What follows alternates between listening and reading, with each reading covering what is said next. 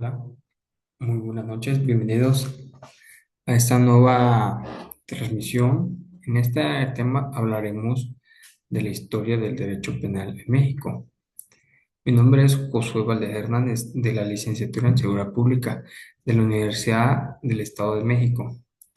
Asimismo, leeremos un pequeño fragmento el cual dice: la evolución del derecho penal mexicano refleja no solo el cambio de sus instituciones jurídicas, sino también las transformaciones de su sociedad y sus valores. Esto fue contemplado y dicho por Zaffaroni Eu Raúl en el 2006, de acuerdo al derecho penal mexicano. Por consiguiente, tenemos el tema de la historia del derecho penal en México. A continuación tenemos una pequeña y breve introducción en la cual explicaremos un poco más de los temas que a empezar a dialogar, a comentar en las siguientes diapositivas para un mejor entendimiento de nosotros como personas que empezamos a transmitir la información a todos los lectores y oyentes que nos lleguen a acompañar en estos momentos, ¿no? Dice que el conocer el pasado es entender el presente, y en el derecho penal, comprender la evolución histórica de sus normas, sus castigos y su función social nos permite construir una justicia más humana y efectiva en nuestro país. La historia de referente al derecho penal en México, desde la época prehispánica hasta la etapa independiente, pasando por la era colonial. Esto con el objeto de entender cómo han evolucionado los castigos, los valores jurídicos y la visión del delito de nuestra sociedad.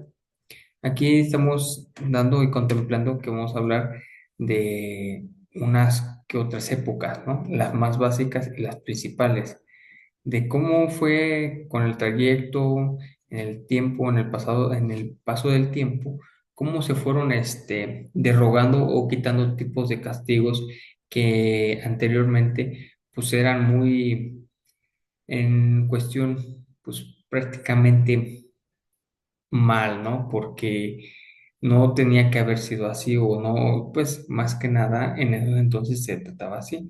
Hoy en la actualidad se toman otros castigos, pero tratando de evitar sobrepasar los derechos de las personas, ¿no? Únicamente se castigará, pues, prácticamente conforme es lo que dicte la ley. En la siguiente diapositiva hablaremos de la época prehispánica. Son los pueblos originarios como los mayas, aztecas y tarascos, los cuales ya contaban con sistemas jurídicos severos y estructurados. En el sistema maya, el adulterio, el robo o el homicidio se castigaban con penas como la lapidación o la esclavitud, ya que no existía prisión como castigo, sino como retención temporal. Las sentencias eran inapelables. ¿Esto qué quiere decir? Que en esos momentos pues, prácticamente no, nada más únicamente se castigaba, ¿no? Con como los dos puntos que aquí mencionan, la lapidación y esclavitud, teniendo un sistema muy distinto a diferencia de las siguientes que vamos a ver en este caso, que son en el sistema de derecho tarasco, se castiga al delincuente y también a su familia, con el empalamiento y con la pena de muerte en estos casos eran comunes. Pues prácticamente los familiares de la persona que ocasionaba esta situación de una privación o un castigo, pues tenía que pagar toda la familia, ¿no? Que de mi punto de vista no tenía que haber sido así porque no tenía la culpa la familia también por igual, ¿no? Pero pues los tarascos optaron por esta situación, ¿no? En el sistema azteca se reconocían delitos dolosos y culposos, en el cual se prohibía la venganza privada y se sancionaban con penas crueles, como decapacitación, incineración o esclavitud. Estos sí eran unos castigos más extremos en este momento en los aztecas, ¿no? Tenemos un ejemplo.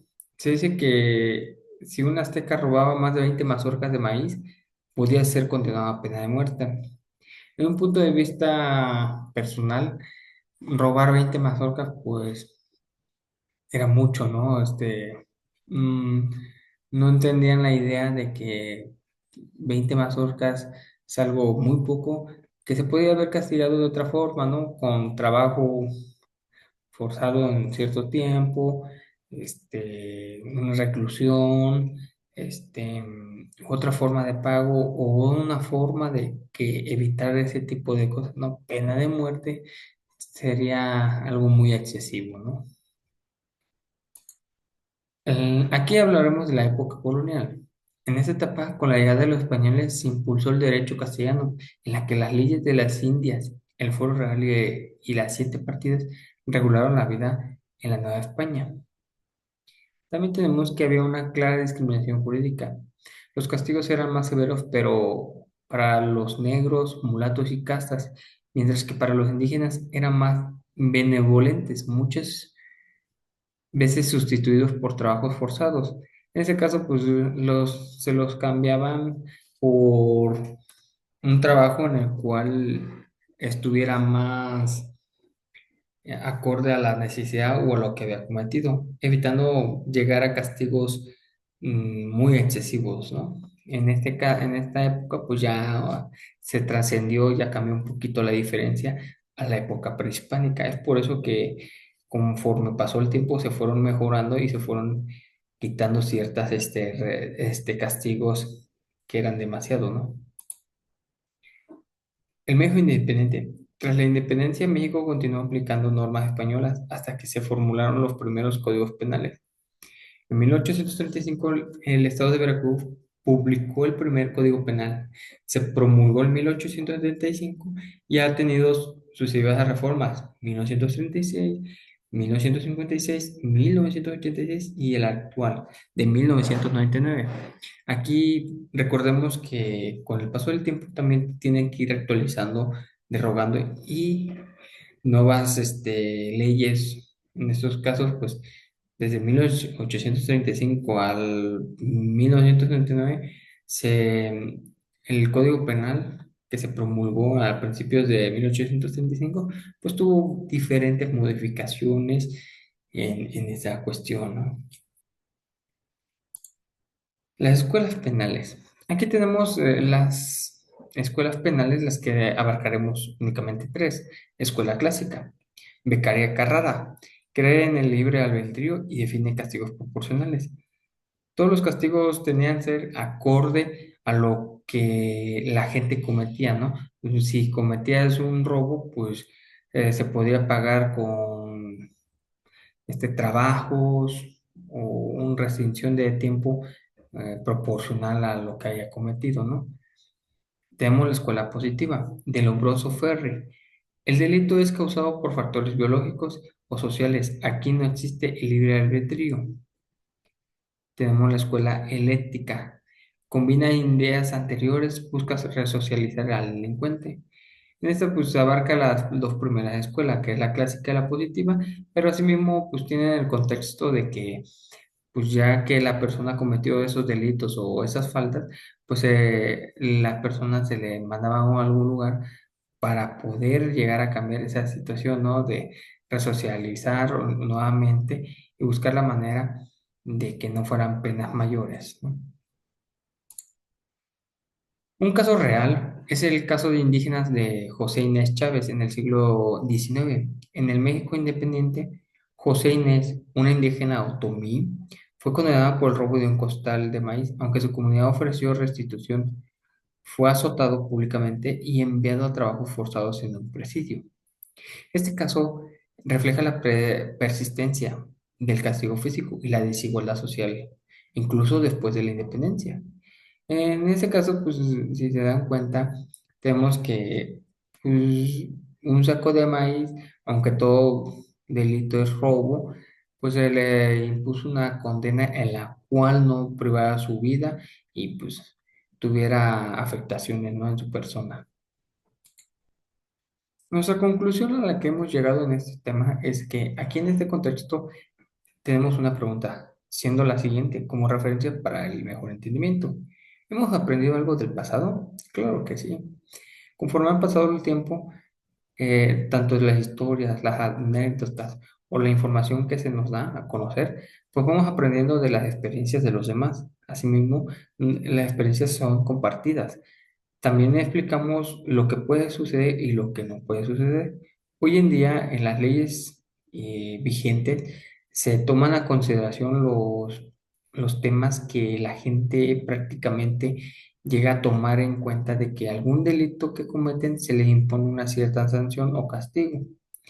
A lo largo de la historia, el derecho penal en México ha pasado de un enfoque punitivo y cruel a uno más garantista y humanitario, aunque las desigualdades persisten. El problema de fondo no siempre ha sido la norma, sino una aplicación desigual. Hoy más que nunca debemos mirar el pasado, no solo como relato, sino como advertencia. Es lo que les digo, tenemos que ver, ¿no? Hay gente que comete delitos que quedan manchados en un expediente, ¿no? En antecedentes penales, como por ejemplo, si ustedes cometen un delito o algo, pues existe el documento de antecedentes penales y les queda como una mancha en su expediente, ¿no? Toda esa información se puede proporcionar solicitando de los antecedentes penales para ver la situación de alguien. También igual, todos esos antecedentes al momento de solicitar un trabajo, pues lo piden. Entonces, sería mejor no tomar en cuenta, tratar de evitar cometer algún delito para que no se nos restrinjan ciertas cosas, ¿no? Entonces, el derecho penal, por mi parte, esa es la información que les puedo proporcionar y pues ahí aceptaré sus comentarios aquí mismo. Por su atención, muchas gracias y nos vemos hasta la próxima. Gracias.